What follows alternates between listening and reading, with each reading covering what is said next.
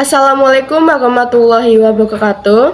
Perkenalkan, nama saya Aldamis Kolaba dengan NIM 40421030 dari Prodi Pendidikan Bahasa Indonesia, Fakultas Keguruan dan Ilmu Pendidikan, Universitas Peradaban Bumiayu. Pada video kali ini, saya akan membahas mengenai penelitian kualitatif dengan pendekatan studi kasus. Langsung saja, yang pertama yaitu ada pengertian studi kasus. Studi kasus merupakan penelitian yang mendalam tentang individu, satu kelompok, satu organisasi, satu program kegiatan, dan sebagainya dalam waktu tertentu dengan tujuan untuk memperoleh deskripsi yang utuh dan mendalam dari sebuah entitas dengan menghasilkan data yang selanjutnya dianalisis untuk menghasilkan teori. Sebagaimana prosedur pemerolehan data penelitian kualitatif, data studi kasus diperoleh dengan wawancara, observasi, dan arsip. Menurut Abdus Samad, tahun 2021, halaman 90. Selanjutnya yaitu mengenai tujuan studi kasus. Tujuan dari penelitian studi kasus adalah untuk mengungkapkan atau mendeskripsikan kekhasan suatu individu, kelompok, dan sebagainya. Selain itu, studi kasus juga dapat memberikan penekanan pada analisis suatu kasus hanya dengan menggunakan sedikit saja jumlah kejadian atau fenomena dalam sebuah penelitian. Tujuan penelitian studi kasus sebagai penelitian kualitatif secara umum adalah untuk mengkaji mengenai pemahaman dan perilaku manusia yang didasarkan pada kepercayaan, teori saintifik, dan perbedaan nilai. Menurut Ilham dan kawan-kawan, tahun 2024, halaman 466. Selanjutnya yaitu ada karakteristik studi kasus. Menurut Fitra dan Lutfiah, tahun 2017, halaman 209-211, terdapat 5 karakteristik studi kasus, yaitu sebagai berikut. Karakteristik yang pertama yaitu menempatkan objek penelitian sebagai kasus. Keunikan studi kasus adalah pada cara pandang terhadap objek penelitiannya sebagai kasus. Penelitian studi kasus bukanlah suatu pilihan metode penelitian, tetapi bagaimana memilih kasus sebagai objek atau target penelitian. Ini menekankan bahwa penelitian studi kasus harus memahami bagaimana menempatkan objek atau target penelitiannya sebagai kasus di dalam penelitiannya. Yang kedua yaitu ada memandang kasus sebagai fenomena yang bersifat kontemporer.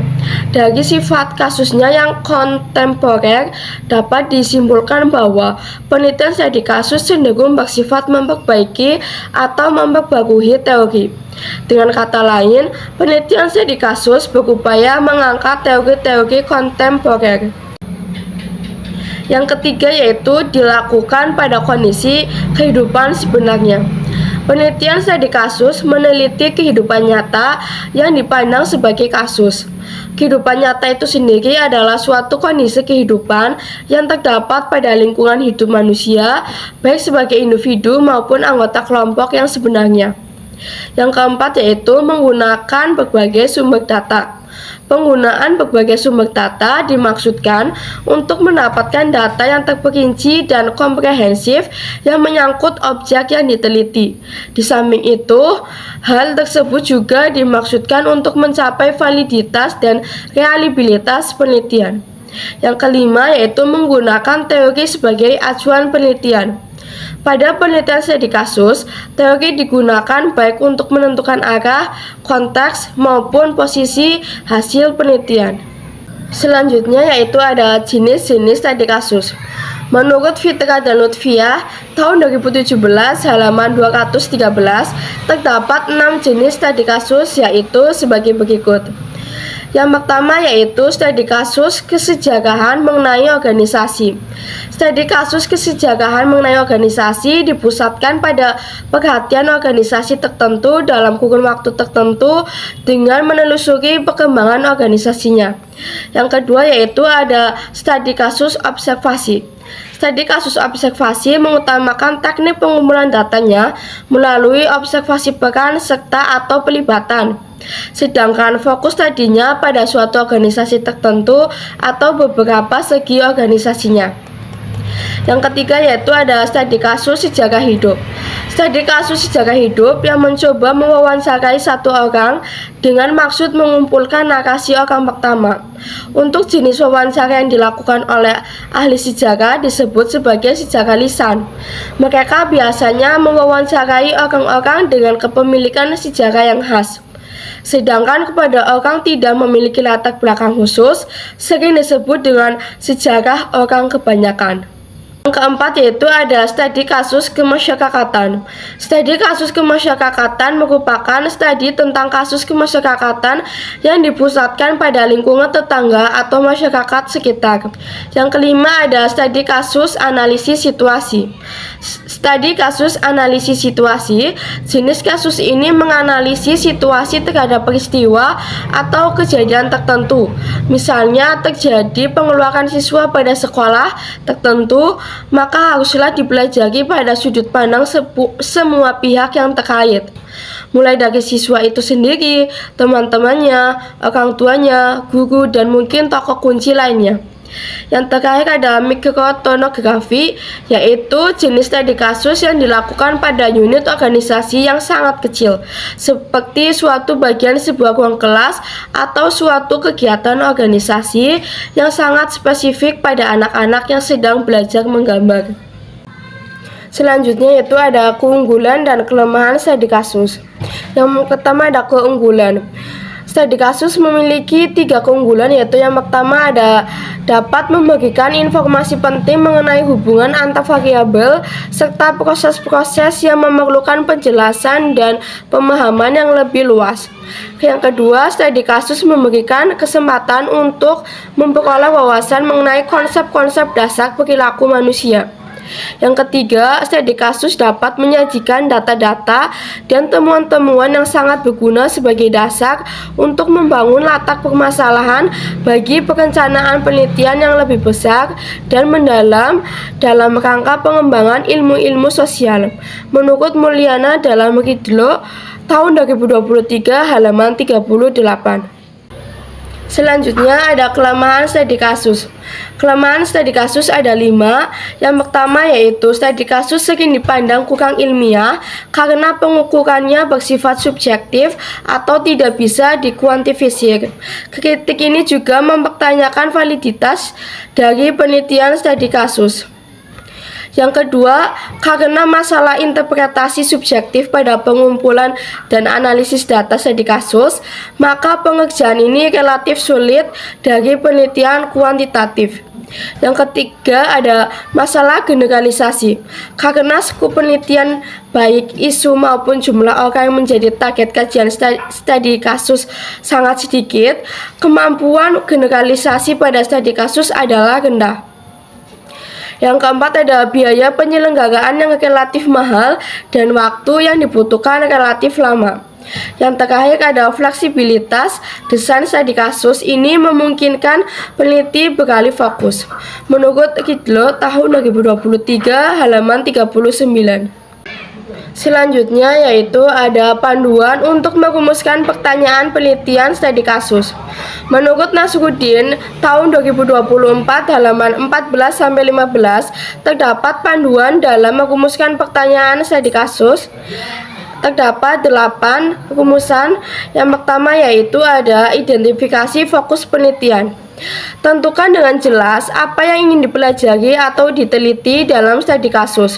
Apakah ingin memahami kasus tertentu secara mendalam, menjelaskan fenomena tertentu, mengidentifikasi faktor penyebab atau dampak, atau melakukan analisis komparatif antara beberapa kasus. Yang kedua yaitu pertimbangan maksud penelitian. Pertanyaan penelitian harus sesuai dengan tujuan yang ditetapkan untuk penelitian tersebut. Pertimbangkan apakah ingin menjelaskan, memahami, membandingkan, atau menguji suatu teori. Yang ketiga yaitu buat pertanyaan terbuka. Mulailah dengan pertanyaan terbuka yang memungkinkan eksplorasi yang mendalam. Pertanyaan ini biasanya dimulai dengan kata-kata seperti bagaimana, mengapa, apa, atau bagi siapa. Yang keempat adalah fokus pertanyaan. Setelah memiliki pertanyaan terbuka, fokuskan pertanyaan menjadi lebih spesifik dan terarah. Pastikan pertanyaan memiliki lingkup yang terkendali sehingga dapat menjawab secara efektif. Yang kelima adalah perhatikan variabel utama. Jika penelitian melibatkan variabel tertentu, pastikan pertanyaan mencerminkan peran variabel tersebut dalam penelitian. Pertimbangkan apakah variabel tersebut adalah variabel independen, dependen, atau variabel kontrol. Yang keenam, gunakan bahasa yang jelas dan tepat. Gunakan bahasa yang jelas dan tepat dalam merumuskan pertanyaan. Hindari penggunaan istilah yang ambigu atau multi-interpretasi.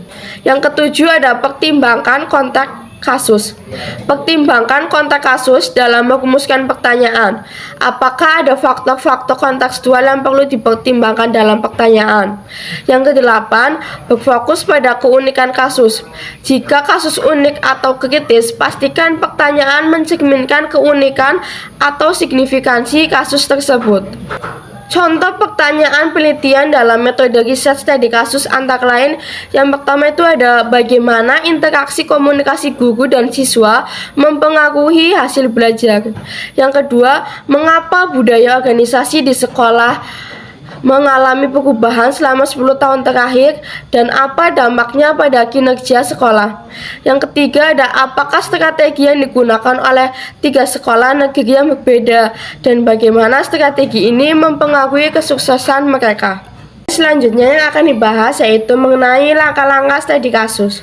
Terdapat 11 langkah-langkah dalam penelitian studi kasus menurut Asyakur Rohim dan kawan-kawan pada tahun 2023 halaman 5-7.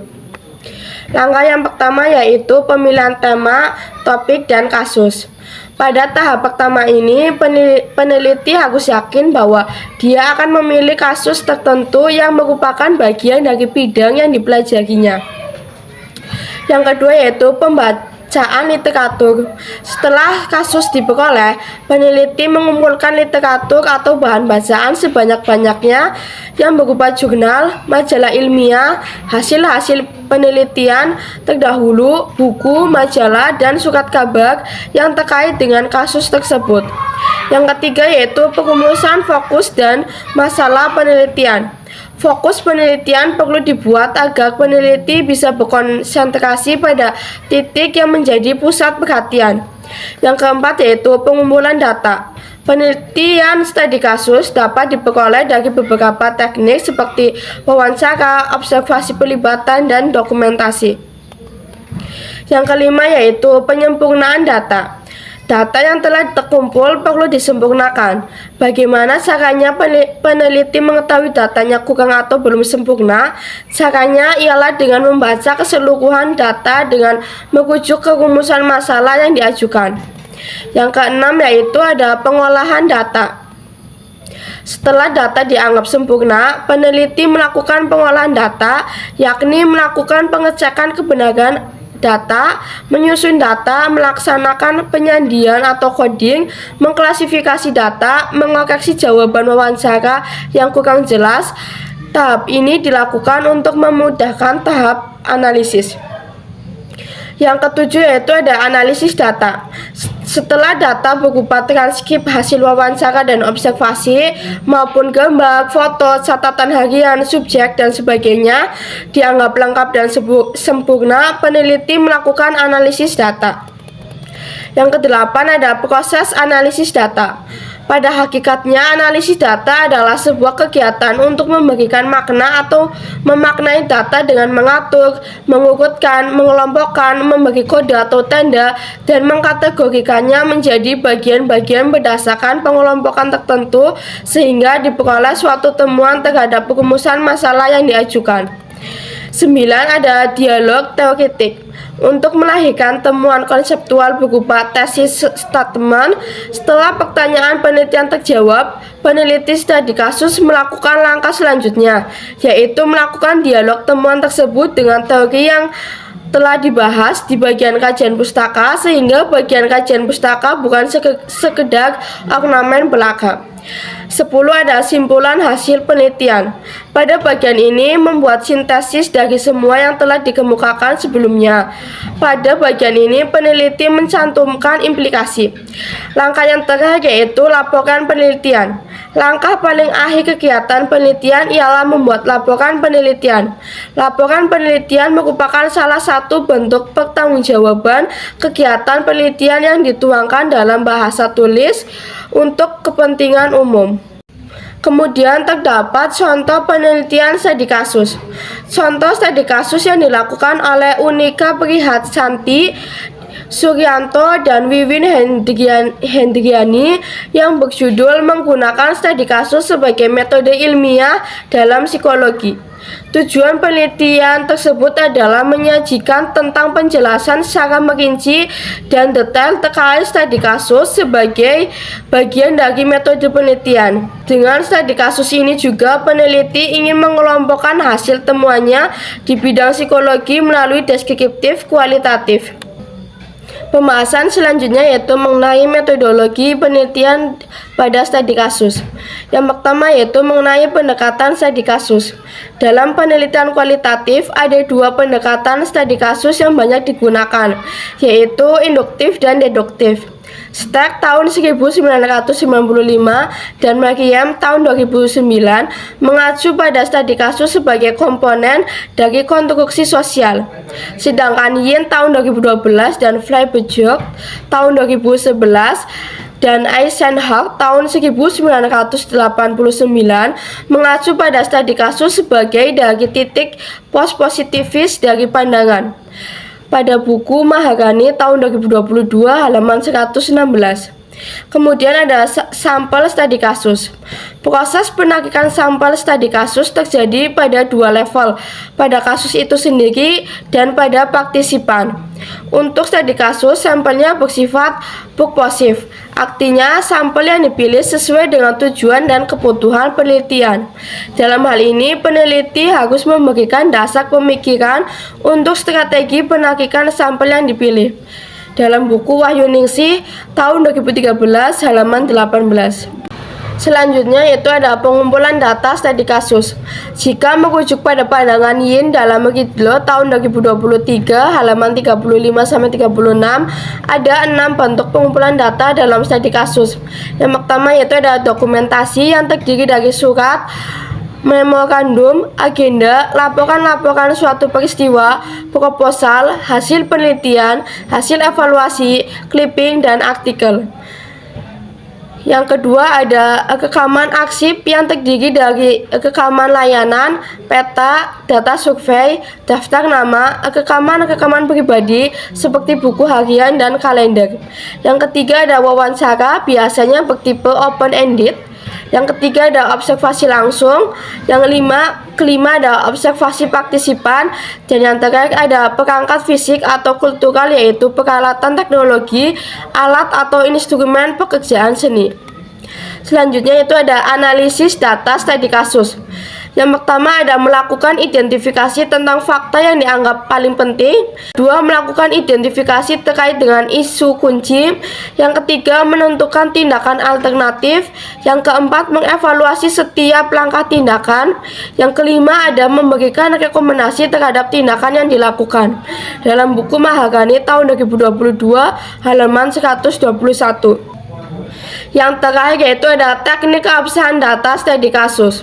Stack dalam Yohanda tahun 2020 halaman 120 menyatakan bahwa suatu studi kasus memerlukan verifikasi yang ekstensif melalui triangulasi dan member check.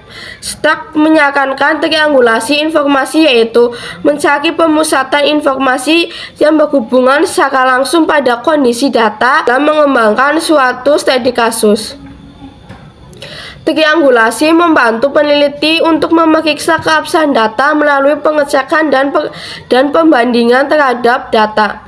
Lebih lanjut, Stack menawarkan triangulasi dari Denzin tahun 1970 yang membedakan 4 macam triangulasi sebagai teknik pemeriksaan yang memanfaatkan penggunaan sumber data, peneliti, teori, dan metodologi.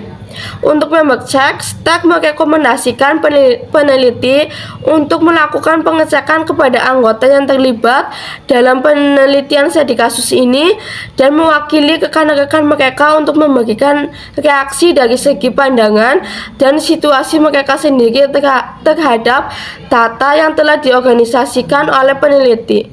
Baik, penjelasan dalam video kali ini yang mengenai penelitian kualitatif dengan pendekatan studi kasus, saya menggunakan berbagai literatur dari jurnal dan e-book yang saya temukan mengenai pendekatan studi kasus. Setelah membahas mengenai studi kasus mulai dari pengertian, tujuan, karakteristik, jenis-jenis, merumuskan masalah dalam studi kasus, langkah-langkah hingga membahas mengenai bab 3 atau metodologi penelitian dalam studi kasus, itu penjelasan yang saya sampaikan, semoga bisa bermanfaat. Kurang lebihnya saya mohon maaf. Terima kasih. Wassalamualaikum warahmatullahi wabarakatuh.